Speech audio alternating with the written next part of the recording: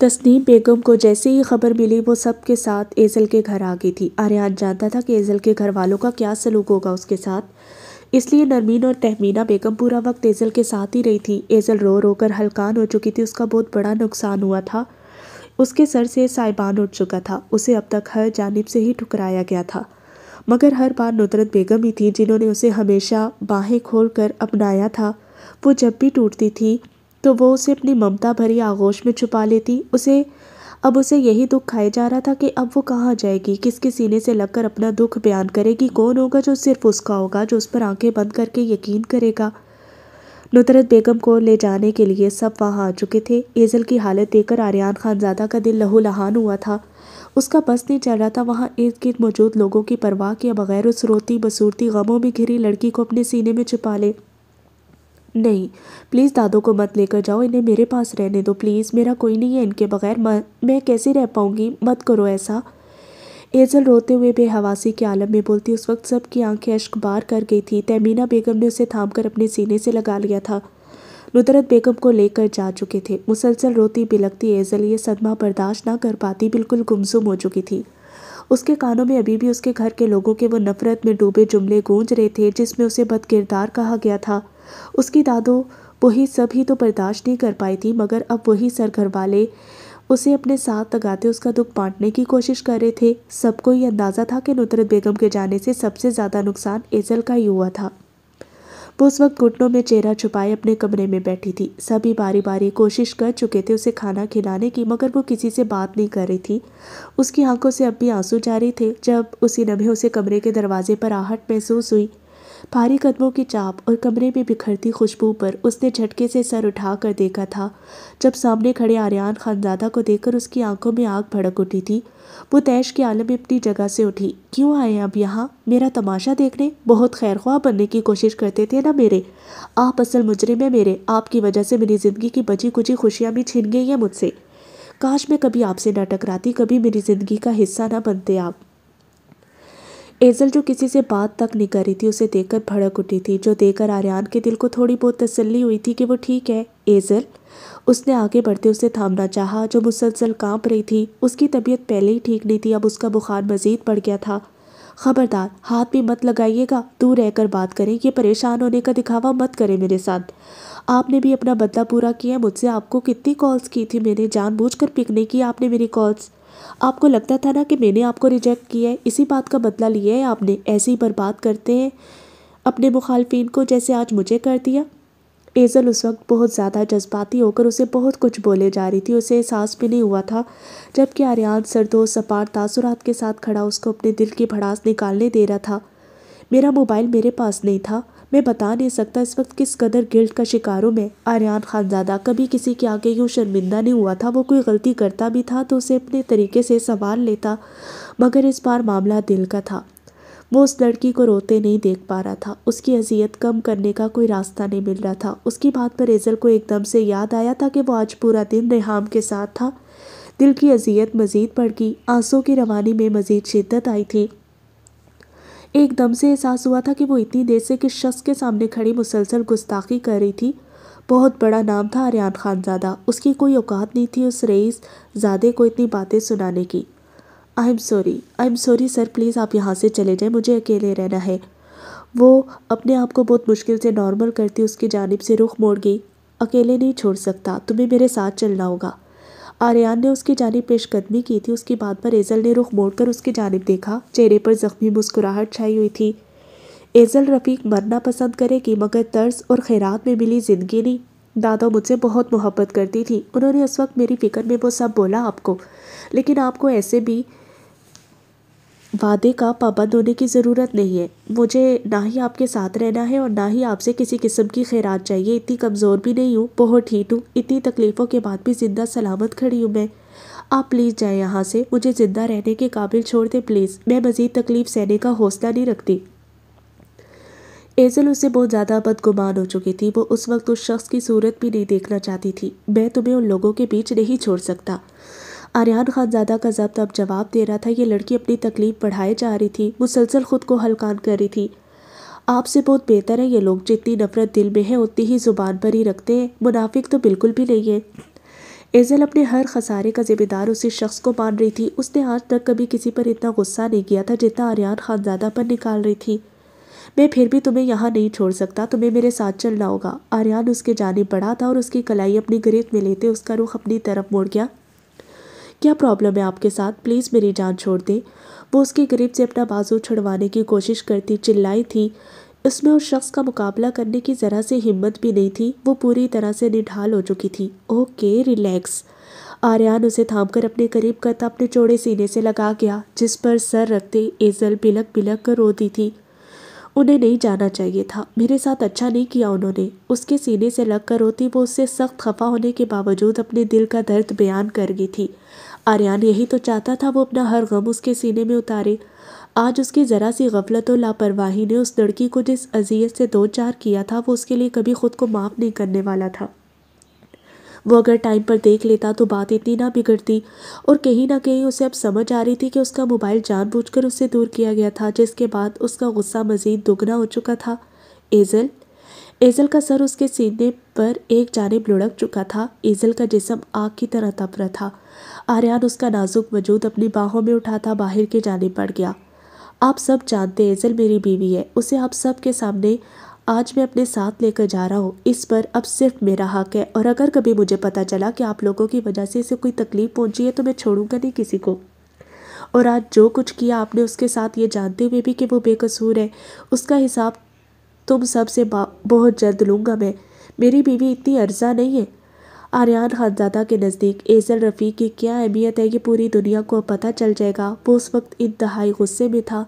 وہاں موجود ایزل کے تمام خاندان والوں کے سامنے اسے اپنی باہوں میں اٹھائے وہ ان سب کو وارننگ دیتی نگاہوں سے دیکھتا وہاں سے جا چکا تھا، جبکہ اس کی بات پر وہ سبھی سہم گئے تھے۔ وہ کتنا پاورفل تھا یہ کسی سے بھی ڈھکی چھپی بات نہیں تھی۔ بہت دل دکھ رہا ہے بچے کی حالت دیکھ کر، کیسے لوگوں کے بیچ رہ رہی تھی۔ اس نازک موقع پر بھی ان لوگوں کی لالچ صاف دکھائی دے رہی تھی، جو صرف ہمیں دکھانے کے لیے ایزل سے ہمدردی جتا رہی تھی۔ تسنیم بیگم جب سے واپس آئی تھی ان کو ایزل کا سوچ کر بہت دکھ ہو رہا تھا۔ ایزل اس وقت ان کے کمرے میں ہی موجود تھی۔ ڈاکٹر ابھی کچھ دیر پہلے اس کا چیک اپ کر کے گئی تھی۔ اسے سکون آور انجیکشن لگایا گیا تھا، جس کے بعد ہی وہ سوئی تھی۔ آریان اس کی جانب سے مطمئن ہونے کے بعد گھر سے نکل گیا۔ اس نے سبحان اور ہمایوں کو اریسٹ کروا لیا تھا۔ جتنے بھی لوگ اس سازش میں شریک تھے وہ کسی کو نہیں چھوڑنے والا تھا۔ وہ زخمی شیر بن چکا تھا جس کے دل پر ایزل کی آنکھ سے گرا ہر آنسو نقش ہو چکا تھا۔ اس نے سب تک ایزل کے سامنے اس بات کا اقرار نہیں کیا تھا کہ اس کے دل میں وہ کیا حیثیت رکھتی تھی۔ اس بات کا اقرار تو اب تک اس نے اپنے سامنے بھی نہیں کیا تھا، پر جو بھی تھا وہ اس کی ذرا سی تکلیف برداشت نہیں کر پاتا تھا۔ اس کو آج اس بری طرح سے روتے اور اذیت کا شکار ہوتے دیکھ کر اسے جو درد محسوس ہوا تھا وہ اس کی برداشت سے باہر تھا۔ یہ سب کیا ہے؟ ایسا کیسے ہو سکتا ہے؟ وہ عام سی 2 ٹکے کی لڑکی آریان کی بیوی کیسے ہو سکتی ہے؟ نہیں، یہ جھوٹ ہے۔ یقیناً آریان نے اپنی ساکھ بچانے کی خاطر یہ بیان دیا ہے۔ میں اس کی چوائس سے بہت اچھی طرح سے واقف ہوں، اس کا معیار بہت اونچا ہے۔ فلزہ اس وقت پوری طرح سے بوکھلائی ہوئی جلن کے مارے اپنا آپ کھو چکی تھی۔ اسے اس بات کی پرواہ نہیں تھی کہ اس کے شوہر کو پولیس پکڑ کر لے جا چکی تھی۔ اسے یہ بات کھائے جا رہی تھی کہ آریان خانزادہ کے نکاح والی بات سچ نہیں ہو سکتی۔ اگر ایسا تھا تو وہ شخص پوری طرح سے اس کی دسترس سے نکل چکا تھا، جو وہ کسی قیمت پر نہیں ہونے دینا چاہتی تھی۔ وہ اس کی پہلی محبت تھا جسے اس نے لالچ میں آ کر چھوڑ دیا تھا، مگر وہ اسے آج بھی اپنے دل سے نکال نہیں پائی۔ جبکہ دوسری جانب ریحام کی حالت بھی اس سے کچھ مختلف نہیں تھی۔ وہ سبحان اور ہمایوں کے ساتھ اس پلاننگ میں شریک تھی۔ اس نے آج کا پورا دن آریان کے ساتھ گزارا تھا۔ ان کا یہی ارادہ تھا کہ آریان کو اس جانب الجھا کر وہ ایزل کو پوری طرح سے اس کی زندگی سے نکال دیں گے۔ ریحام نے جان بوجھ کر اس کا موبائل چرا لیا تاکہ ایزل اس سے رابطہ نہ کر سکے۔ اس نے کئی بار ایزل کی جانب سے کی گئی کالز کاٹی تھی، جس کی وجہ سے ایزل کو یہی لگ رہا تھا کہ آریان نے اس کی کال کاٹی تھی۔ وہ اسی وجہ سے اس سے مزید بدگمان ہو چکی تھی۔ لیکن آریان کے دشمن یہ نہیں جانتے تھے کہ وہ اب اتنی آسانی سے اسے ہرا نہیں سکتے۔ اس کے نکاح کے انکشاف نے ان لوگوں کو بالکل ہلا کر رکھ دیا تھا۔ آریان اور ایزل کے خلاف کی جانے والی سازش میں وہ خود بہت بری طرح سے پھنس چکے تھے۔ دادو پلیز مجھے چھوڑ کر مت جائیں، میں نہیں رہ پاؤں گی، مت جائیں۔ وہ اچانک نیند سے ڈر کر اٹھ بیٹھی تھی۔ اس کا بخار اب کافی حد تک کم ہو چکا تھا۔ خواب میں ڈر جانے کی وجہ سے وہ پوری طرح سے پسینے میں شرابور تھی۔ ایزل بیٹا آپ ٹھیک ہو؟ تہمینہ بیگم جو اسی وقت کمرے میں داخل ہو رہی تھی فوراً اس کے قریب آتے بولی تھی۔ ایزل نے حیران نگاہوں سے ان کی جانب دیکھتے ارد گرد نگاہ دوڑائی تھی۔ وہ اس وقت اپنے گھر پر نہیں تھی۔ یہ آسائشوں سے بھرا کمرہ بتا رہا تھا کہ وہ اس وقت کہاں پر تھی۔ شکر ہے آپ کو بخار کچھ کم ہوا، اس کے ماتھے کو چھوتی وہ فکر سے چور لہجے میں بولی تھی، جبکہ ایزل کی رنگت سرخ ہوئی۔ وہ شخص پھر سے اپنی منمانی کرتا اسے یہاں لے آیا تھا۔ ایزل کو بہت غصہ آ رہا تھا۔ آنٹی مجھے اپنے گھر واپس جانا ہے، مجھے یہاں نہیں رہنا، پلیز مجھے واپس بھیج دیں۔ ایزل ان کا ہاتھ تھامے آنسو بھری آنکھوں سے منت کرتے بولی تھی۔ اسے اب اس شخص کا مزید کوئی احسان نہیں چاہیے تھا۔ آپ اپنے گھر میں ہی تو ہو، یہی گھر ہے اب آپ کا۔ آریان کی بیوی ہونے کے ناطے اسی گھر میں رہنا ہے اب آپ کو، ہم سب کے بیچ۔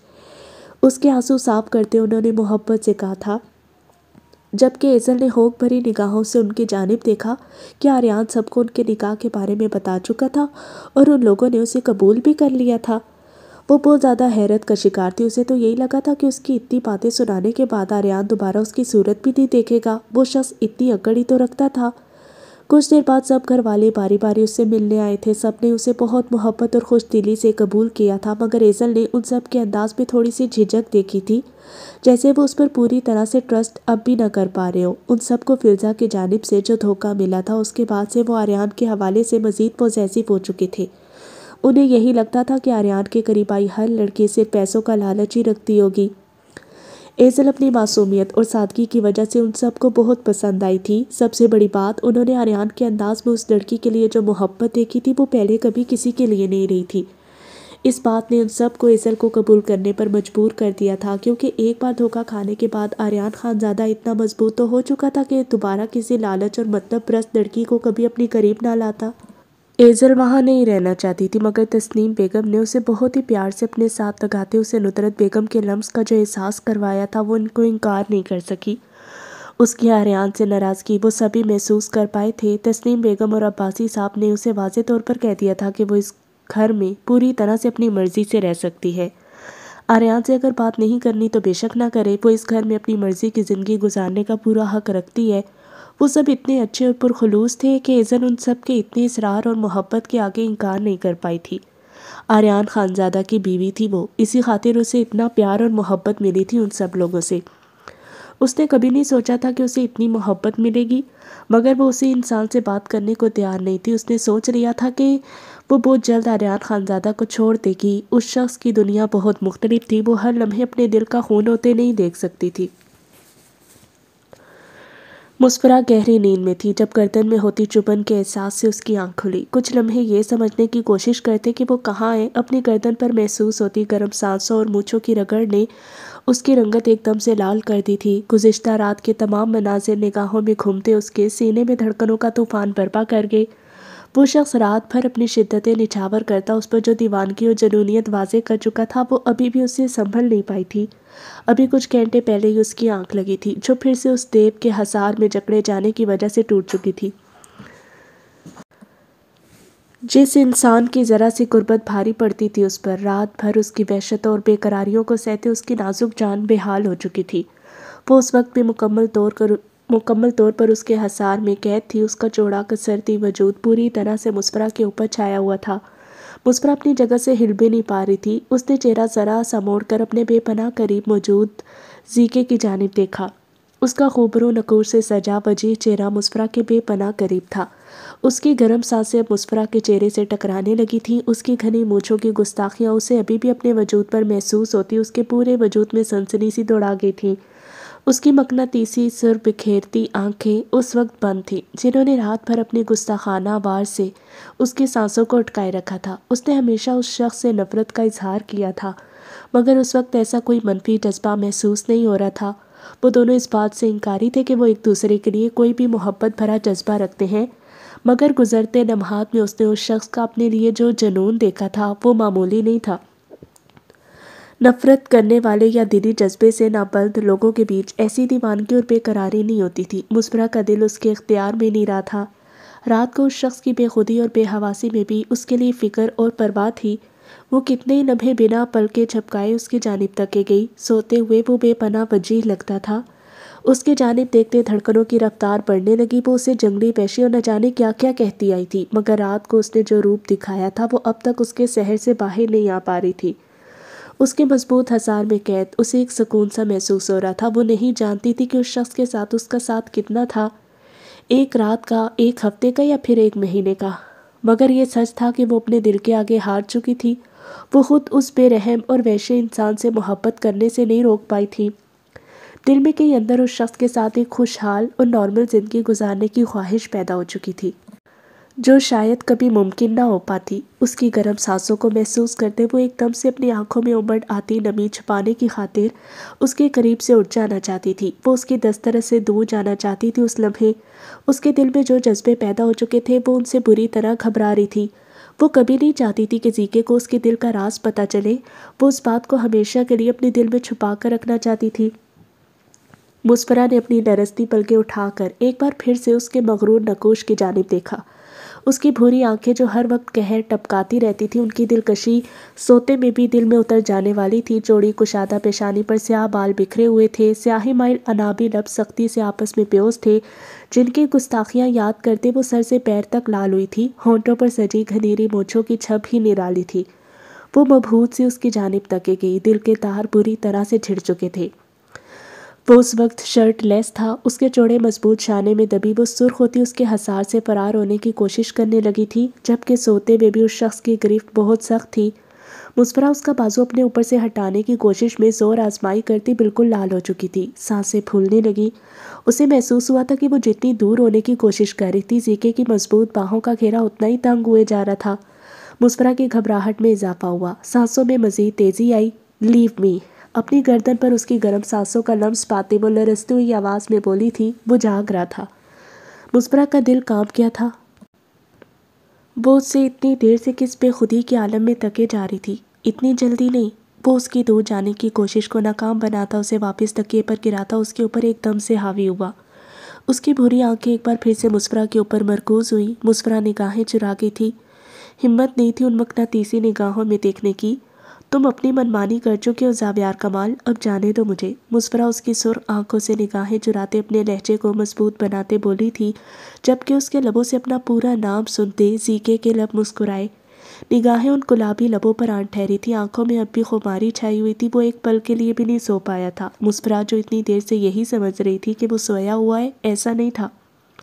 وہ اس کو بیدار ہوتا دیکھ کر آنکھیں موند گیا تھا، ورنہ اس نے مسفرہ کو سونے کی اجازت دینے کے بعد یہ بیتے کچھ گھنٹے اس لڑکی کے چہرے کے ایک ایک نقش کو اپنی آنکھوں میں جذب کرتے گزار دی تھی۔ اس وقت بھی اس کی بے پناہ سرخ آنکھیں اس کے اندر اٹھتے طوفان کی گواہ تھی۔ دل چاہ رہا تھا اسے ایسے ہی اپنی پناہوں میں بھر کر رکھے، مگر دماغ کی جانب سے لگائی جا رہی پابندیاں اس کے اندر بے چینی کھول رہی تھی۔ اس کا دماغ اسے بار بار سرزنش کر رہا تھا کہ وہ اس لڑکی کے قریب صرف اس سے ہمیشہ کے لیے دور جانے کے لیے آیا ہے۔ اسے ایک بار اپنا بنا کر وہ اپنے دل کی ضد پوری کرنا چاہتا تھا، اپنے اندر بھرتی تشنگی کو ختم کرنا چاہتا تھا، لیکن اسے اپنے دل کا معاملہ مزید بگڑتا ہوا محسوس ہوا۔ ابھی دل نہیں بھرا۔ وہ اس کے بالوں میں انگلیاں پھنسائے اس کا چہرہ اپنے چہرے کے قریب تر کر گیا۔ اسے مسفرہ کی مزاحمت اچھی نہیں لگی تھی۔ وہ اس لڑکی کی آنکھوں میں اپنے لیے دیوانگی دیکھنا چاہتا تھا جسے وہ اس سے چھپا رہی تھی۔ وہ واضح طور پر یہ دیکھ پا رہا تھا۔ مسفرہ کی رنگت مزید لال ہوئی۔ اس سے پہلے کہ زیکے پھر سے اس کی سانسوں کو قید کرتا، مسفرہ کا سائڈ ٹیبل پر رکھا موبائل بج اٹھا تھا۔ وہ اس کی کمزور پڑتی گرفت سے ایک جھٹکے سے نکلتی جلدی سے موبائل اٹھا کر آن کرتی اسے بچنے کی کوشش کر گئی، جبکہ زیکے ضبط سے سرخ ہوتی آنکھوں سے اسے گھورتا بیٹھ گراؤنڈ کے ساتھ ٹیک لگاتے سگریٹ سلگا گیا تھا۔ دل میں لگی آگ کو شاید اب یہی ٹھنڈا کر سکتے تھے۔ اس کی نظریں مسفرہ پر جمی ہوئی تھی۔ وہ بکھرے حلیے میں بھی غضب ڈھا رہی تھی۔ رات سے زیادہ وہ اسے اس وقت زیادہ حسین لگ رہی تھی۔ زیکے نگاہیں موڑ کر سائڈ ٹیبل پر لگے پھولوں کے ڈھیر کو دیکھا۔ وہ اس کے وجود پر صرف اپنا نقش دیکھنے کا خواہش مند اپنی یہ خواہش پورے استحقاق و شدت کے ساتھ پوری کر چکا تھا، مگر دل کی تشنگی اور اس لڑکی کو پانے کی طلب اب بھی کم نہیں ہوئی تھی۔ وہ اسے پھر سے اپنے بے پناہ قریب دیکھنا چاہتا تھا، مگر اس کا دماغ اسے ایسا کچھ بھی کرنے سے روک رہا تھا۔ وہ اپنی ضد پوری کرنا چاہتا تھا تاکہ اس لڑکی کے خمار سے ہمیشہ کے لیے چھٹکارا پا لے، مگر دل میں لگی آگ تو کئی گنا زیادہ بھڑک چکی تھی۔ وہ اس وقت اپنی ضبط سے سرخ آنکھوں کو میچتا شاید اس کے احساس سے چھٹکارا چاہتا تھا جو وہ حاصل نہیں کر پا رہا تھا۔ وہ اس لڑکی کی آنکھوں میں اپنے لیے دیوانگی دیکھنا چاہتا تھا۔ وہ اس کے اپنے لیے تڑپ دیکھنے کا خواہش مند تھا، اسے اپنی سحر انگیزی کا اندازہ تھا۔ وہ ان لرزتی پلکوں کے رقص میں بہت کچھ سمجھ پا رہا تھا۔ وہ بہت سے اقرار چھپائے ہوئے تھی جنہیں زیکے چھپے ہی رہنے دینا چاہتا تھا۔ 12 بج چکے تھے۔ اسے بسما نے کال کی تھی کہ وہ اس کے لیے ناشتہ لے کر آ رہے تھے۔ میرے گھر والے آ رہے ہیں۔ مسفرہ بیڈ سے اتر چکی تھی۔ اس شخص نے اپنی ضد پوری کر لی تھی جس کا شاید اب بھی یہی ماننا تھا کہ وہ اس کے لیے کوئی جذبہ نہیں رکھتا۔ وہ اس کی اکڑ سے بہت اچھی طرح واقف تھی، جانتی تھی کہ اگر وہ اس شخص کے پیروں میں بھی گر جائے وہ تب بھی اس کے آگے اپنا دل نہیں کھولے گا۔ وہ سنگ دل تھا اور ہمیشہ رہے گا۔ ہاں ٹھیک ہے، جاؤ تم، مجھے ابھی سونا ہے۔ اس کی جانب سے رخ موڑتا وہ کروٹ بدلتے لیٹ گیا، جبکہ مسفرہ نے حیرت بھری نگاہوں سے اس کے ایک دم سے بدلتے انداز کو دیکھا۔ اس کے لبوں پر زخمی مسکراہٹ آن ٹھہری تھی۔ زاویار کمال کے دل و دماغ میں کیا چلتا تھا کہ وہی جانتا تھا۔ وہ اسے جو چاہتا تھا وہ حاصل کر چکا تھا، وہ اپنی منمانی کر چکا تھا، اسے جو چاہیے تھا وہ مل گیا تھا۔ مسفرہ کو اس لمحے اپنی نادانی پر ہنسی آئی۔ زیکے محبت نہیں کر سکتا تھا، وہ محبت کرنے والوں میں سے نہیں تھا۔ اس نے اب تک مسفرہ کو اپنی پہلی بیوی کے بارے میں بھی کچھ نہیں بتایا تھا، اتنی حیثیت رکھتی تھی وہ اس کی زندگی میں۔ اس شخص نے اپنے اندر پنپتی ضد کو پورے کرنی تھی، اگر وہ نہ مانتی وہ تب بھی اپنا آپ منوا لیتا۔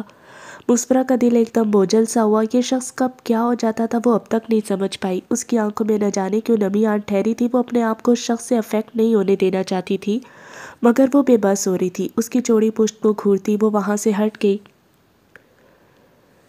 آریان صبح فجر کے قریب گھر لوٹا تھا۔ اس پورے وقت میں وہ ایزل کے بارے میں پوچھتا رہا۔ اب وہ ایک لمحے کے لیے بھی اس لڑکی سے غافل نہیں ہونا چاہتا تھا۔ گاڑی سے نکلتے وہ اندر کی جانب بڑھا تھا جب اس کی نظریں لان کی جانب اٹھتی ساکت ہوئی۔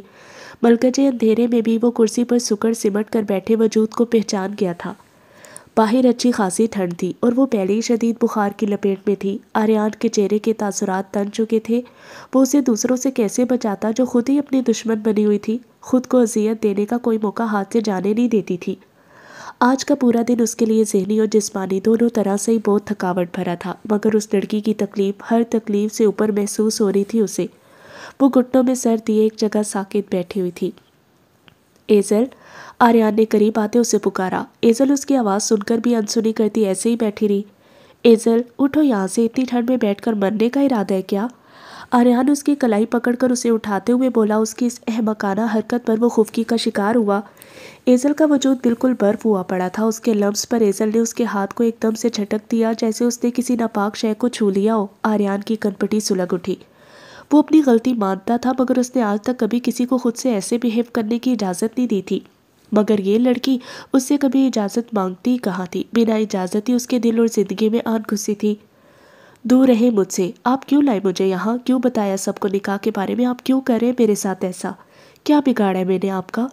اتنی ٹھنڈ میں بیٹھنے کی وجہ سے اس کا جسم بالکل اکڑ چکا تھا۔ وہ اٹھنے کی کوشش کرتی لڑکھڑا گئی تھی۔ آریان نے فوراً اسے سہارا دیتے اپنے قریب تر کیا۔ وہ ٹھنڈ سے کانپ رہی تھی۔ بہت کچھ بگاڑا ہے تم نے، وقت کے ساتھ ساتھ سب بتاؤں گا۔ اپنا کوٹ اتار کر اس کے گرد لپیٹتا وہ اسے مومی گڑیا کی طرح اپنی پناہوں میں بھر گیا تھا۔ ایزل میں ہمت نہیں تھی اس سے دور ہونے کی۔ اس کا پورا جسم بالکل برف ہو چکا تھا، آنکھوں سے بھی آنسو بہ رہے تھے۔ مجھے یہاں نہیں رہنا، آپ کے ساتھ کوئی تعلق نہیں رکھنا، مجھے نفرت ہے آپ سے، آپ بہت برے ہیں، بہت ظالم، آپ ذمہ دار ہیں میری دادوں کی موت کے، کبھی معاف نہیں کروں گی۔ ایزل اس کی شرٹ کو سینے سے مٹھیوں میں جکڑے بھیگی آواز میں بولی۔ ایزل کا چہرہ اس کے سینے پر ٹکا ہوا تھا۔ وہ اس کا ہر شکوہ سنتا اس کو اپنی مضبوط باہوں میں قید کیے ہوئے تھا۔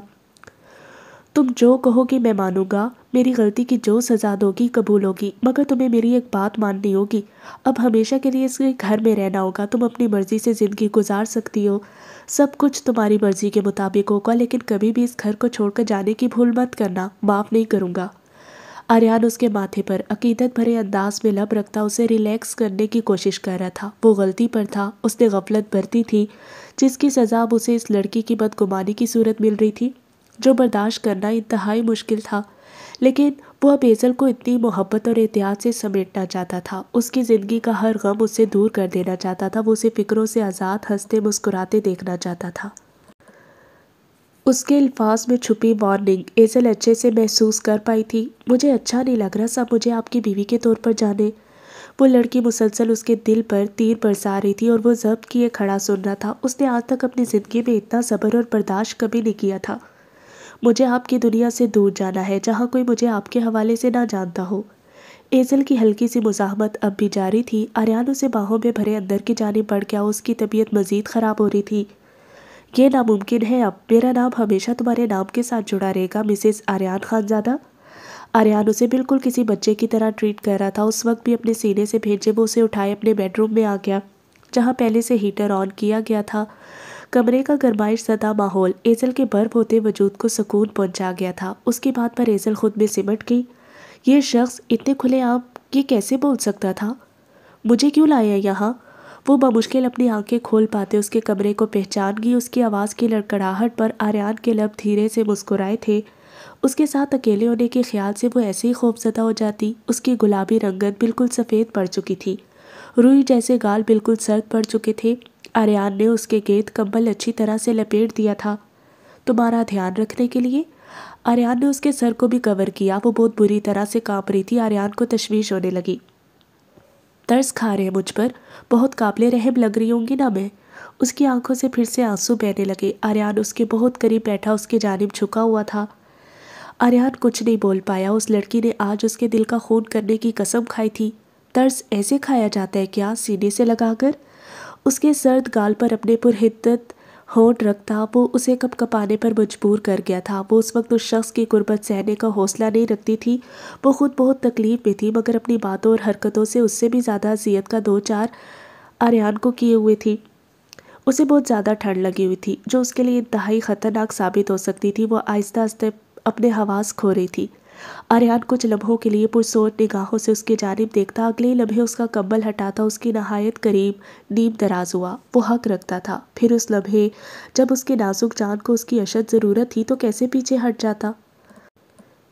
ایزل کا پورا وجود ٹھنڈ سے کانپ رہا تھا۔ آریان نے اس کی کمر کے گرد بازو حمائل کرتے اسے اپنے قریب کھینچ لیا۔ وہ اسے اپنے وجود کی حرارت دیتا اس کی ٹھنڈ کم کرنے کی کوشش کر رہا تھا۔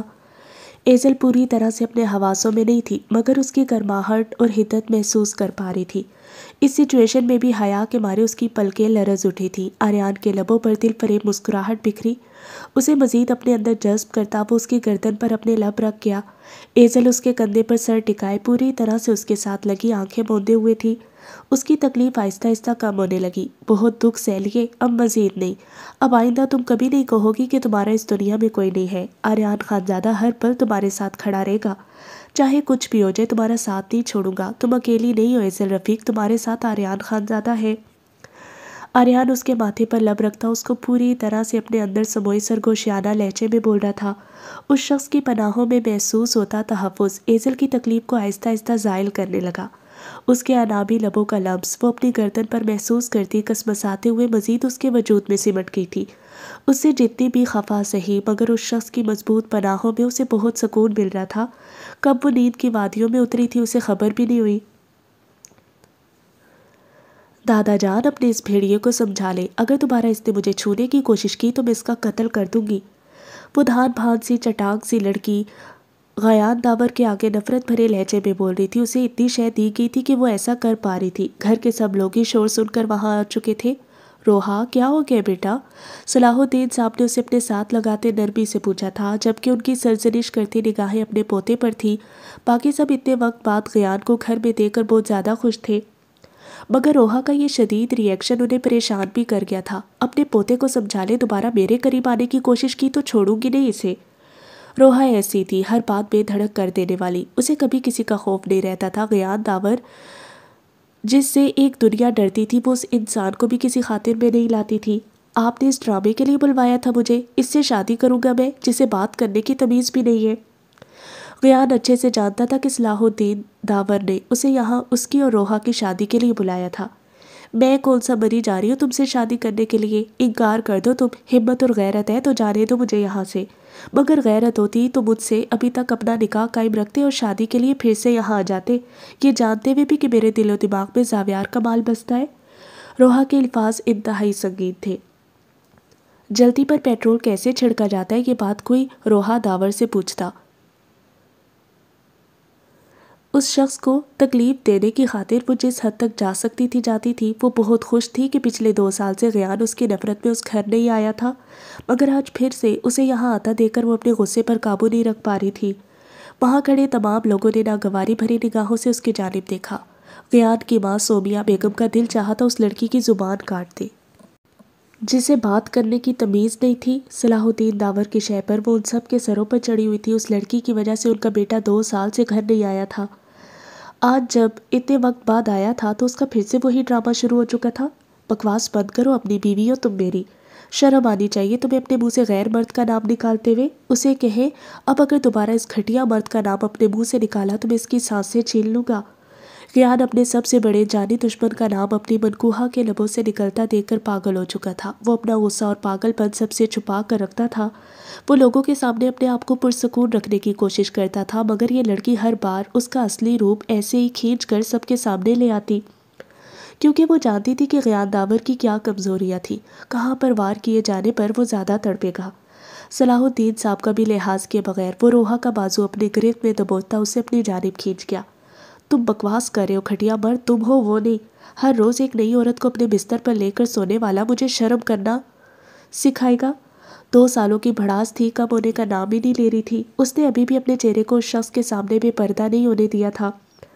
وہ اس کے نکاح میں تھی، یہ بات اسے پچھلے 2 سالوں سے انگاروں پر گھسیٹے ہوئے تھی۔ اسے اس شخص کا ساتھ کسی بھی قیمت پر قبول نہیں تھا۔ دادا جان، آپ نے کہا تھا تو میں یہاں آ گیا۔ آپ کا مجھے یہاں بلانے کا مقصد ہماری شادی کرنا تھا نا؟ نکاح تو ہمارا ہو چکا ہے، رخصتی بھی ہو جاتی ہے، شادی مکمل ہوئی۔ آپ سب کے سامنے اپنی بیوی کو لے کر جا رہا ہوں، مجھے نہیں لگتا کسی کو اعتراض ہوگا۔ غیان کسی کو بھی کچھ بھی سمجھنے کا موقع دیے بغیر روحا کو کسی بے جان گڑیا کی طرح اٹھا کر اپنے کندھے پر ڈالتا سیڑھیوں کی جانب بڑھ گیا۔ دادا جان روکے اسے، چھوڑے مجھے، کمینے انسان۔ اینا اس کی گردن اور کندھوں کو اپنے ناخنوں سے نوچ دی، اپنے آپ کو اس سے آزاد کروانے کی کوشش کر رہی تھی۔ وہ مسلسل اس کے پیٹ میں اپنی ٹانگوں سے وار کر رہی تھی، مگر غیان داور پر رتی برابر بھی اثر نہیں ہوا تھا۔ غیان رک جاؤ۔ صلاح الدین صاحب اور باقی گھر والے ایک دم سے ہوش میں آئے، مگر کسی کے کچھ کرنے سے پہلے غیان اس سے لیے اپنے بیڈ روم میں بند ہو چکا تھا۔ آج اس کی آنے کی خوشی میں خاص طور پر بیڈ روم ڈیکوریٹ کیا گیا تھا۔ سب لوگ اس شوق میں کھڑے تھے سوائے سومیہ بیگم کے، جو خوش تھی کہ اب ان کا بیٹا اس لڑکی کے اچھے سے پر کاٹنے والا تھا۔ بہت غرور تھا اسے اپنے حسن، نام اور مقام پر۔ سومیہ، ریحانہ، جاؤ روکو اسے، یہ کیا کر رہا ہے؟ باہر موجود دشمنوں کا کیا مقابلہ کروں میں جب میرے اپنے ہی بچے ایک دوسرے کے خون کے پیاسے ہوئے پڑے ہیں؟ یہ سب اس زیکے کی وجہ سے ہو رہا ہے، چھوڑوں گا نہیں میں اسے۔ روحا کے دل میں غیان کے لیے اتنی نفرت بھرنے والا وہی ہے۔ صلاح الدین صاحب کا چہرہ غصے اور اشتعال کے عالم میں لال ہو چکا تھا۔ باری باری سب جا چکے تھے، مگر غیان دروازہ ہی نہیں کھول رہا تھا۔ کسی کو بھی ایسے ہنگامے کی توقع نہیں تھی۔ سب کزنز ایک جانب کھڑے حیرتوں میں یقینی کی تصویر بنے ہوئے تھے۔ غیان اور روحا ایک دوسرے سے کتنی نفرت کرتے تھے، یہ بات کسی سے ڈھکی چھپی نہیں تھی۔ ان دونوں کے نکاح کے انکشاف نے ہی سب کو بھونچا کر رکھ دیا تھا۔ سب جانتے تھے کہ ان کے بیچ علیحدگی ہو جائے گی، مگر آج جو ہوا تھا یہ کسی نے بھی توقع نہیں کی تھی۔ اب آگے کیا طوفان آنے والا تھا یہ سوچ کر ہی سب کے دل کانپ رہے تھے۔ وہ بھی تو آپ کا ہی خون ہے، جیسے بیٹی کو مارا تھا، کیا نواسے کو بھی ایسے ہی مار دیں گے؟ ریحانہ بیگم جو کب سے خاموش کھڑی تھی، ان کے لہجے میں زیکے کے لیے چھپی نفرت برداشت نہیں کر پائی۔ صلاح الدین نے خون آلود نگاہوں سے بڑی بیٹی کی جانب دیکھا تھا جو اپنی بات کہتی وہاں سے جا چکی تھی۔ وہاں ایک دم سے گہرا سناٹا چھا گیا۔ امی دیکھیں نا، ماشاء اللہ سے ہماری مسفرہ کے اوپر کتنا روپ آیا ہے۔ ایک دن میں ہی زاویار بھائی کی محبت نے رنگ دکھا دیے، کتنی حسین لگ رہی ہو تم۔ مسفرہ بنا زیکے سے اجازت لیے فائزہ اور بسمہ کے ساتھ گھر آ گئی تھی۔ ان دونوں کو ہی اس نے یہی کہا تھا کہ وہ زاویار سے اجازت لے کر آ رہی ہے۔ اس کے گھر آتے ہی انم اور فائزہ کے سسرال والے بھی آ گئے۔ مسفرہ اس وقت مہرون رنگ کے کامدار لباس میں ملبوس، لائٹ سے میک اپ اور ہلکی پھلکی سی جیولری میں نظر لگ جانے کی حد تک پیاری لگ رہی تھی۔ امینہ بیگم کئی بار اس کی نظر اتار چکی تھی۔ مسفرہ اپنے آپ کو کتنی بار مرر کے سامنے دیکھ چکی تھی۔ اسے اپنا آپ بہت مختلف اور دلکش لگ رہا تھا۔ وہ خود بھی سمجھ نہیں پا رہی تھی اس کے چہرے پر یہ رونق کیسی تھی۔ کیا وہ اس شخص کی ایک دن کی سنگت میں اتنی خوش تھی کہ اس کی یہ خوشی اس کے چہرے سے عیاں ہو رہی تھی؟ امینہ بیگم اسے خوش دیکھ کر بہت خوش تھی۔ اپنی ماں کے چہرے کی آسودگی اور سکون اس نے بہت وقت بعد دیکھا تھا۔ اس کا دل ایک دم سے بوجھل ہونے لگا۔ اگر انہیں اس کے رشتے کی حقیقت پتہ چل جاتی تو شاید وہ برداشت نہ کر پاتی۔ مسفرہ کے ماتھے پر پسینے کے قطرے ابھر آئے۔ وہ اس شخص کو بنا بتائے یہاں آ تو گئی تھی، مگر اب ایک انجانا خوف رگوں پہ میں سمانے لگا تھا۔ وہ کتنی ٹیڑھی کھوپڑی کا مالک تھا، مسفرہ سے بہتر کوئی نہیں جانتا تھا۔ اگر وہ اب کبھی اسے واپس لینے نہ آیا تو وہ کیا کرے گی؟ ان سب مسکراتے چہروں کو کیا جواب دے گی؟ کیا ہوا، اتنے چپ کیوں ہو؟ زاویار بھائی کے بغیر چند پل نہیں گزر رہے تمہارے، کال کر کے بلا لو نے۔ بسما اس کی گھبراہٹ کا اپنے مطابق مطلب نکالتی اسے چھیڑنے لگی۔ نہیں ایسا کچھ نہیں ہے۔ اس کے نام پر مسفرہ کا دل بہت زور سے دھڑکا تھا۔ وہ دن ٹائم یہاں آئی تھی اور اب رات ہونے والی تھی، مگر زاویار کی جانب سے ابھی تک کوئی رابطہ نہیں کیا گیا۔ امینا بیگم 2 بار اس کا پوچھ چکی تھی، جس کے جواب میں مسفرہ جھوٹ بول کر انہیں تسلی دے رہی تھی۔ اسے گھبراہٹ ہونے لگی جب اسی لمحے دروازے پر بیل بجی تھی۔ مزمل اٹھ کر باہر کی جانب بڑھا۔ مسفرہ کی رنگت کسی احساس کے تحت سرخ ہوئی۔ اسے باہر سے باتوں کی آوازیں آنے لگی تھی، مگر چند لمحوں بعد مزمل اکیلا اندر آتا دکھائی دیا۔ باہر محلے سے کوئی آیا تھا۔ وہ اکھڑ مزاج انسان نہیں آنے والا تھا، اس کا غرور اور اکڑ بہت اونچی تھی۔ مسفرہ اٹھ کر اپنے کمرے میں آ گئی۔ تمہیں کوئی پریشانی ہے کیا؟ انب اس کے پیچھے اندر آتے بولی تھی۔ وہ اس کی بے چینی نوٹ کر چکی تھی۔ انب کی بات پر مسفرہ کی آنکھوں میں نمی تیر گئی۔ سب اس کا انتظار کر رہے ہیں، مگر میں جانتی ہوں وہ نہیں آئے گا۔ وہ اتنا اچھا بالکل بھی نہیں ہے جتنا میرے گھر والے سمجھ رہے ہیں۔ مجھے لگ رہا ہے وہ اب کبھی نہیں آئے گا۔ مسفرہ کی آنکھوں سے آنسو بہہ نکلے۔ اس نے انب کو واضح طور پر کچھ نہیں بتایا تھا۔ اس کا گریز دیکھ کر انب نے کچھ پوچھا بھی نہیں۔ تم زاویار کمال کے لیے رو رہی ہو؟ مجھے یقین نہیں آ رہا ایک رات میں اس شخص نے تم پر ایسا کیا جادو کر دیا کہ تم اس کے لیے اتنی چھلی ہوئی پڑی ہو۔ کہیں تمہیں محبت تو نہیں ہوگی اپنے اس وحشی درندے سے؟ انب اس کو روتے دے کر اپنی حیرت پر قابو نہیں رکھ پائی۔ اس شخص کی پرسنالٹی سے تو وہ پہلے دن سے ہی بہت متاثر تھی، مگر مسفرہ کے لبوں سے اس نے ہمیشہ زاویار کی برائی ہی سنی تھی۔ ایسا کچھ نہیں ہے، مجھے امی کی فکر ہو رہی ہے، وہ نہ آیا تو امی کتنی ٹینشن لیں گی، ان کی طبیعت تو ویسے ہی ٹھیک نہیں ہے۔ مسفرہ اس سے نگاہیں چراتے بولی تھی، جو دیکھ کر انب کے لبوں پر مسکراہٹ بکھر گئی۔ وہ انسان سنگ دل، بے حس، احساس سے عاری، گھمنڈی سب کچھ ہوگا، مگر اتنا بے وقوف تو بالکل بھی نہیں لگتا کہ اتنی حسین بیوی کو چھوڑ دے۔ انب اسے چھیڑنے کے ساتھ ساتھ تسلی دیتے بولی تھی، جبکہ مسفرہ اب بھی گمسمی تھی۔ وہ اپنی کیفیت پر بری طرح سے زچ ہو رہی تھی۔ کیوں وہ اس انسان کے لیے اتنی بےقل ہو رہی تھی؟ نہ آتا وہ امینا بیگم کو وہ کسی بھی طرح سنبھال لیتی۔ مسفرہ اپنے آپ سے ہی جنگ لڑ رہی تھی، مگر دل و دماغ کو سکون نہیں مل پایا تھا۔